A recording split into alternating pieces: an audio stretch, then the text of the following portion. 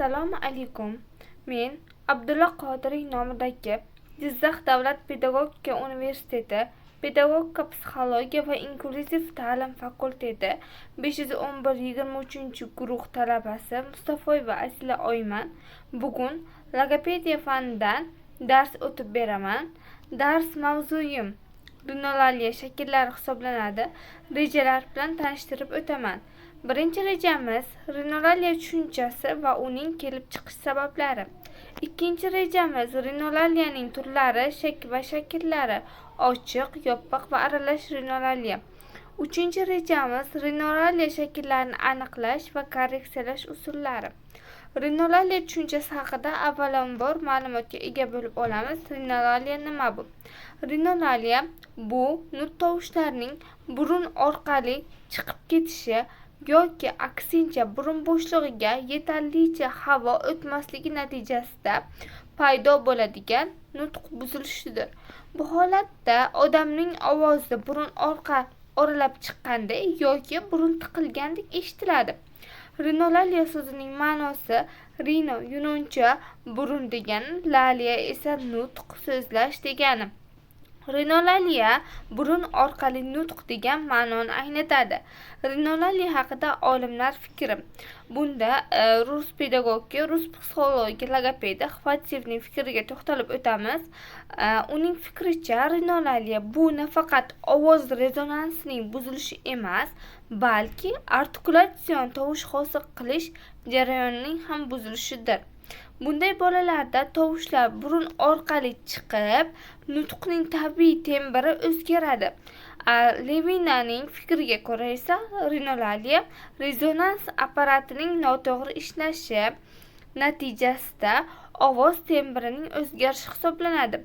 Bu holat tanglay, burun va halqum organlarining yetarlicha uyg'un harakat qilmasligidan kelib chiqadi. Rinolaliyaning kelib chiqish sabablari turlicha bo'ladi. Birinchi sabab bilan to'xtalib o'tamiz. Birinchi sababimiz tug'ma anatomik nuqsonlar. Bu holatlar bolaning tug'ilishidan avval shakllanadi, ya'ni postnatal davrda. Bunda yorug' tanglak, volchoq, tanglak suyaklari yoki yumshoq tanglak to'liq yopilmasligi bo'ladi. Ikkinchi sabablar burun yo'llarining kasalliklari va to'siqlari, adenoidlar, burun halqum o'simtasi. Tanglay mushaklarining falajlanishi yoki suslanishi ham rinolaliyaning kelib chiqishiga sabab bo'lishi mumkin. Yo bo'lmasa, markaziy asab tizimi kasalliklari, ya'ni nutq markazlari zararlanishi, dizotriya, bulbar va pseudobulbar falajlar natijasida yuz mushaklari va tanglar faoliyati buzilishi orqali kelib chiqishi mumkin. Natija: tovushlar notekis burun orqali chiqadi. Jarrohlikdan keyin yoki travmatik holatlar, nasliy omillar ham rinolaliyaga sabab bo'lishi mumkin. Ya'ni 15-20% hollarda nasldan naslga rinolaliya o'tadi. Keyingi sabab: ba'zi hollarda rinolaliya irsiy o'tuvchi anatomik nuqsonlar natijasida, masalan, tanglay yorug'iga moyillik ham kuzatiladi. Jarrohlikdan keyingi yoki travmatik holatlar, burun yoki tanglayda o'tkazilgan operatsiyalar, yuz suyaklarining shikastlanishi ham sabab bo'lishi mumkin. Rinolaliya bu ovozning burun bo'shlig'idan chiqish darajasi va havo oqimining yo'nalishiga qarab 3 turga bo'linadi. Ochiq rinolaliya, yopiq rinolaliya va aralash rinolaliyaga bo'linadi. Ochiq rinolaliya. Ochiq rinolaliya bu nutq jarayonida havo oqimining burun bo'shlig'iga ortiqcha chiqib ketishi natijasida ovoz burun tusini olishi, ya'ni burun ohangi bilan talaffuz qilinishi holatidir. Ya'ni og'iz orqali chiqishi kerak bo'lgan havo qismi burun orqali chiqib ketadi. Bunda ko'ra turlari: organik ochiq rinolaliya, tanglay yorug'ligi va anatomik nuqson natijasida kelib chiqqan bo'ladi. Yo bo'lmasa, funksional ochiq rinolaliya, tanglayda nuqson bo'lmasa ham uning funksiyasi, mushaklar faoliyati buzilgan bo'linadi. Ikkinchi turi haqida to'xtaladigan bo'lsak, bu yopiq rinolaliya hisoblanadi. Bunda bu nutq paytida burun bo'shlig'iga havo o'tishining cheklanishi yoki butunlay to'xtashi natijasida ovoz burun tusini yo'qotish holatidir. Masalan, m, n, nega tovushlarni talaffuz qilganda burun orqali havo o'tishi kerak. Ammo yopiq rinolariya bo'lsa bu tovushlar b, d, g singari eshitiladi. Rinolariyaning 3-turi haqida gaplashadigan bo'lsak, bu aralash rinolariya hisoblanadi. Aralash rinolariya bu ochiq va yopiq rinolariya belgilarining bir vaqtda namoyon bo'lishi bilan xarakterlanadigan nutq buzilishdir. Kelib chiqish sabablari organik sabablar, funksional sabablar bo'lishi mumkin. Organik sabablarga to'xtaladigan bo'lsak, tayna yorug'ligi bilan birga adenoidlarning kattalashishi. Funksional sabablarga to'xtaladigan bo'lsak, asab tizimi faoliyatining buzilishi tufayli taynay faoliyatining buzilishi orqali kelib chiqadi.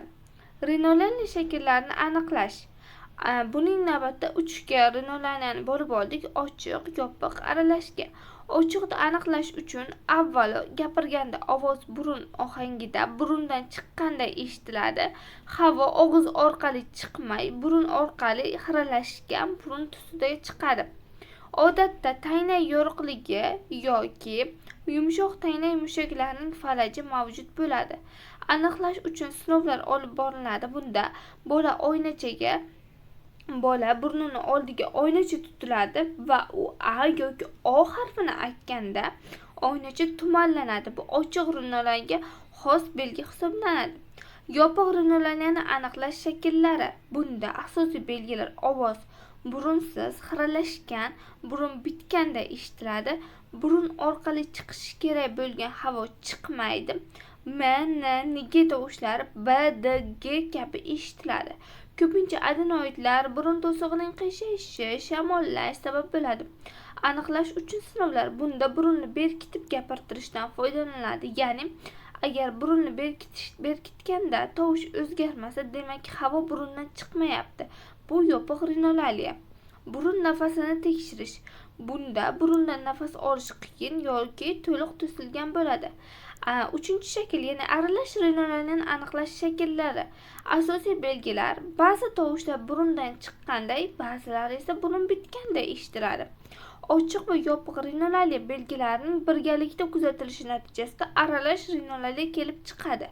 Ko'pincha taynay yorug'ligi plus adenoidlari bo'lgan bolalarda uchraydi. Aniqlash uchun sinovlar. Bunda ovozda burun ohangi bir xil emas, tovushdan tovushga o'zgaradi. Oynacha testi yoki burunni tekshirish uchun sinovlar natijasi aralash chiqadi. Rinolariyani korreksiyalash va tuzatish. Rinolariyani korreksiyalash bir necha bosqichlarga bo'linadi. Avvalo nuqson ayblanadi, jarrohlik ishlari olib boriladi. Masalan, taynayda yorug'lik bo'lsa yoki lablarda yorug'lik bo'lsa, bunda jarrohlik ishlari olib boriladi. Bundan so'ng yaxshi qilingan jarrohlik ishlaridan so'ng logoped shug'ullanadi. Yaxshi qilingan jarrohlik ishlari logoped samaradorligini oshirishga yordam beradi.